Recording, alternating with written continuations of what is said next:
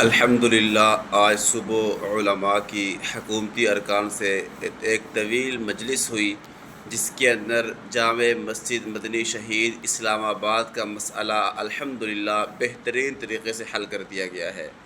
حکومت نے علماء سے وعدہ کیا ہے کہ انشاءاللہ 4 ماہ کے اندر یہ مسجد مکمل تعمیر کر کے پہلے سے خوبصورت انداز میں آپ کے حوالے کریں گے، اور اس کے ساتھ ایک بہترین قسم کا گراسی پلاٹ بھی بنائیں گے جو مسجد کے استعمال میں ہوگا۔ اور یہ بھی حکومت نے کہا کہ اس دوران جو عارضی مسجد قائم کی گئی ہے یہ مسجد بحال رہے گی، اور اس دوران باقاعدہ 5 نمازیں اپنے وقت پر ہوتی رہے گی، اور جو پہلے امام تھے مولانا طاہر صاحب جو کہ اوقاف کے امام ہیں، وہ اپنی 5 نمازیں بر وقت پڑھاتے رہیں گے، اور حکومت کی طرف سے کوئی روک ٹوک نہیں ہوگی۔ اور جو ایک بھاری نفری پولیس کی وہاں پر موجود تھی، اس کو بھی باقاعدہ وہاں سے ہٹا دیا گیا ہے۔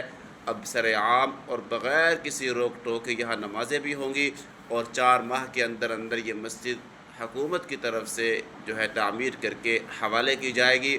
اور جو 50 مساجد کے بارے میں نوٹیفیکیشن جاری ہوا تھا، وہ حکومت نے خود اقرار کیا ہے کہ وہ ہمارے خلاف پروپیگنڈا تھا، ہم نے کوئی نوٹیفیکیشن جاری نہیں کیا ہے، اور ایسا ہم کریں گے بھی نہیں۔ ایسا کوئی مسئلہ ہوگا بھی صحیح تو علماء کے باہمی مشورے سے ایسا ہوگا۔